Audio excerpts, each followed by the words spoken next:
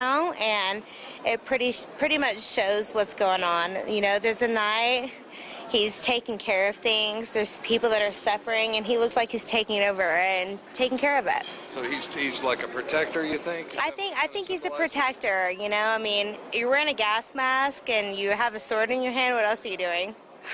Is this the first time you've ever seen the mural? Yes, it is. I've seen it on the internet before. So, all right, so you've seen it on the internet, and I saw you turn the corner, you're like, oh my God, here it is. So, all right, so what are your thoughts on it? You know, I've heard some theories where there's like an underground facility in this airport. It's just like really dark and kind of scary looking. It is a little creepy looking, yeah. Machine gun wielding. And the crying innocence in the background. Yeah, it's kind of creepy. Fleeing? That's yeah, real creepy. Oh, it's just, I mean, this is kind of sad, obviously. A kid who died in Auschwitz, 14 years old. Yeah. That, you know, basically their childhood was taken away from them through everything they went through, it looks like.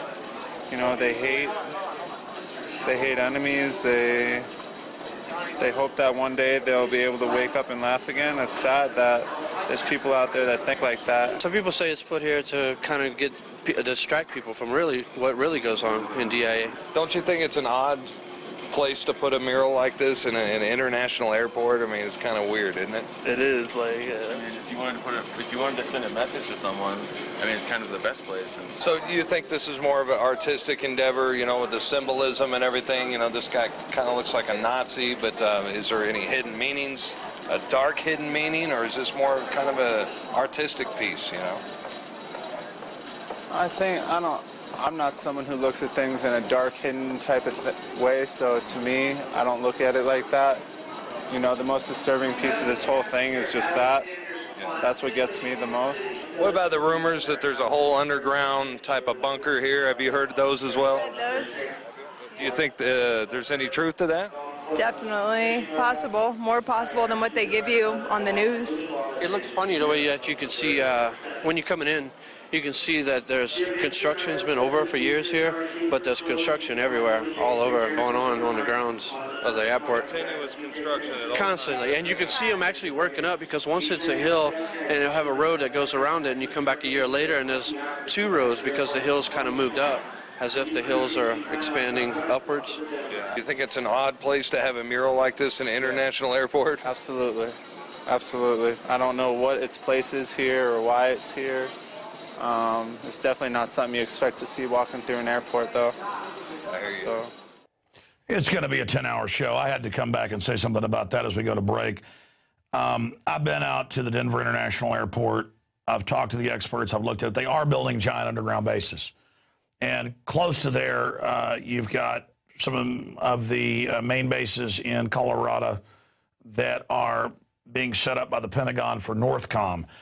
It is the real government of the United States. They've got a shadow Congress, a place for them to meet. They're in Colorado Springs, under the mountains. They admittedly have underground bases there. And I've talked to some of the workers that have been involved in it. It's all compartmentalized, but they've got giant underground connectors and systems there to bring Americans in on aircraft, to disappear underground into prisons and execution centers, but also to get the elites underground under biochemical, nuclear, radiological attack. Super creepy.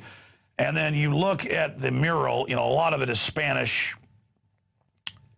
Civil War, pre-World War II, clearly, and then that's basically from the communist perspective. And then it's got some other occultic New Age stuff and some Aztec shamanism involved in it. Very powerful art, and we're trying to we have contacted the artist to tell us exactly what it means, or correct me if I'm wrong. But I think the artist was chosen not because they're a bad person.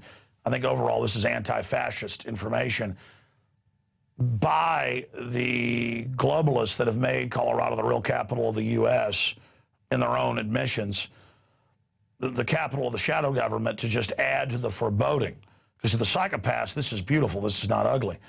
Because then you've got Anubis and all these other giant, weird Egyptian gods there, and pyramids, and, as the guy said, mountains that start rising up where they're dumping the dirt and building for year after year. I mean, there's something weird going on there, and we'll continue to take your tips at INFOWARS.com. Okay, we're going to break, coming back with the fella that made all that news, and they said, is he real? Is he a yes man? Is it fake? He said Goldman Sachs is evil. It's got to be fake. Everybody knows they make the sun shine. It's INFOWARS Nightly News. Stay with us.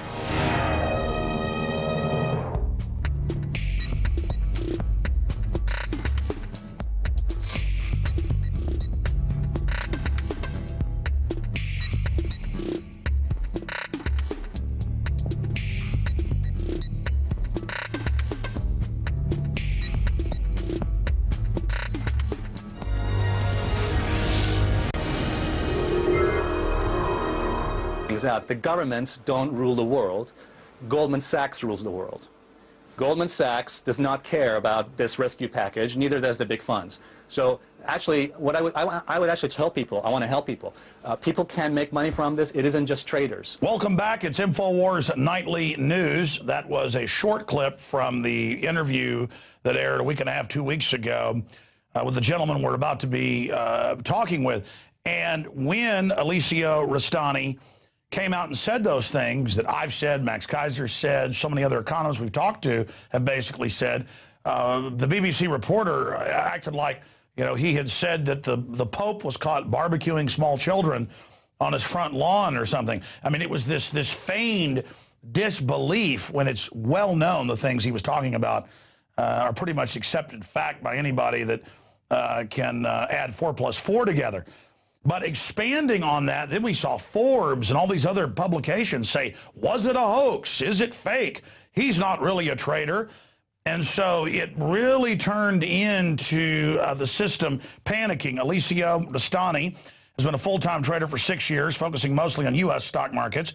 He writes for the blog leadingtrader.com, highly visited site, a website dedicated to dismantling no BS information about trading. He currently lives and works in London, England. And we appreciate him joining us today because he caused quite a fracas by saying that the emperor was wearing no clothes. Why do you think they freaked out so bad and tried to imply it was a hoax, but later had to admit that it wasn't a hoax? Hi, Alex.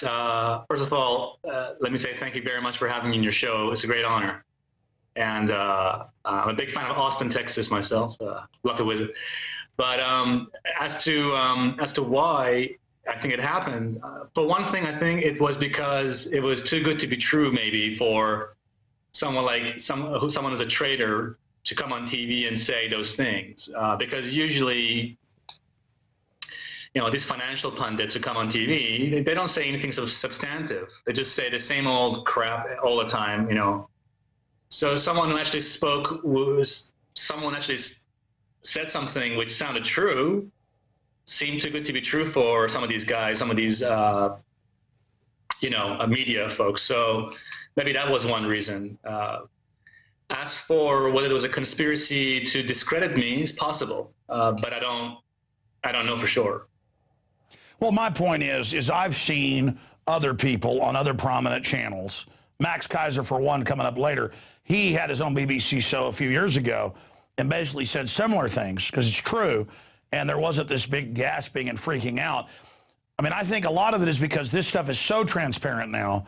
It's so obvious that the emperor is wearing no clothes that when you pointed it out in a clear and concise way, it freaked him out. I mean, I've talked to people that are invited to Federal Reserve meetings to be let in, you know, to the inside scoop if they're wealthy. And they say things are going to collapse. Here's how we profit. I know a lot of big stock traders. That is their big joke. So what you said was true. You said, hey, you can make a lot of money off this. And so you did let the cat out of the bag, or you let the general public know that they're on the menu for dinner. But let's now talk, you know, unfettered, specifically from your years of trading, you know, why you picked up this worldview and what some of the other traders around you say. I mean, let us into more of the secrets that seem to upset these people so much. Yeah, I mean, it's interesting you mentioned secrets because I don't think they are secrets. You know, I mean, I know there's a lot of people, you know, in the general public who don't know about these things, about the fact that traders and even nowadays with technology, even ordinary people can make money when markets go down. But what I was talking about, I mean, you're right, Alex, because in a way, what I was talking about is what Goldman Sachs has been getting away with for years, which is basically dumping crap on people and then betting against the very same people, so taking the opposite side of the action to what they themselves were selling. It happened in the dot-com crash, the year 2000. It happened in the Great Depression in the 1930s. It happened in the housing bubble and the housing crash.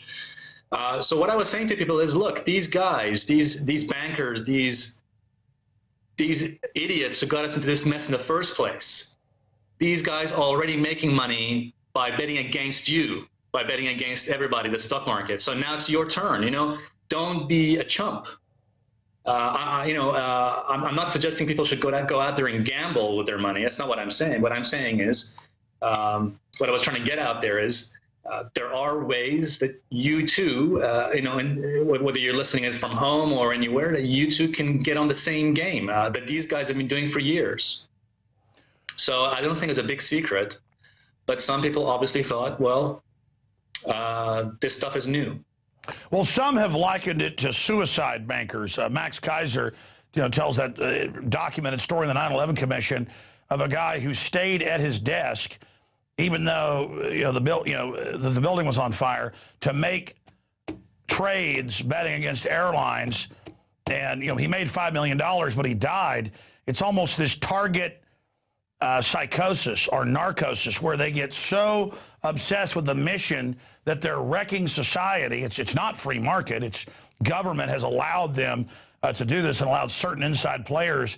And we saw the Timberwolf emails connected to the big banks saying, look at my dumb idiot customers. Man, they're morons. I'm going to sell them this SH blank T. Ha, ha, ha. You have earthquakes in Japan or earthquakes in the U.S., and invariably Goldman Sachs and other brokers put out the Twitter, oh, my wallet fell. I mean, just a total disconnection from humanity. Give me your view on that, because that's really what you were hitting upon, was the predatory nature. See, the thing is, I'll be honest with you, Alex. Look, when I'm looking to short the markets, and in layman's terms, bet against the markets or make money downwards, I don't really think of it. I guess I should. Maybe I should think of it from a human standpoint, but I don't. For me, it's just a job. It's in the same way that the carpenter, makes buildings, houses, and in the same way that the plumber fixes pipes, fireman does his job. For me, betting against the markets and selling short when markets crash, it's just part of the game. I don't really think of it in those kind of terms, whether people are, the fact is that companies are going bankrupt and people's jobs and pension is going down with it. I know it sounds terrible, but that's the truth. I don't think you're just being honest about the current system. That's like with Bonnie and Clyde. They asked Clyde, why do you rob banks? He said, that's where the money's at. Or you've got the parable of the scorpion and the frog, and the scorpion says, will you take me across the river? And the frog says, you're going to sting me and kill me. He said, no, I promise, I'll be friendly. Take me across and I'll be nice. So the frog says, nice frog, says, get on my back. And when they go over the other side, the scorpion stings him and the frog's in pain, dying. He says, why'd you kill me? He said, I'm a scorpion. And so I guess in a way, we're the sheep here to be gang raped, and the vampires are here to feed. And then they even call it free market. So the grassroots calls for socialism, which only helps the bankers more because now they can consolidate power and suck it off offshore. And it's kind of our bug-eyed, sheepish, mentally retarded lot to just sit here and be gang raped. Right. I would say this, Alex. A lot of people do think that people who sell short, people who are betting against the markets, making money when the markets crash, that it's immoral. I personally do not believe that. I don't accept that view. Short sellers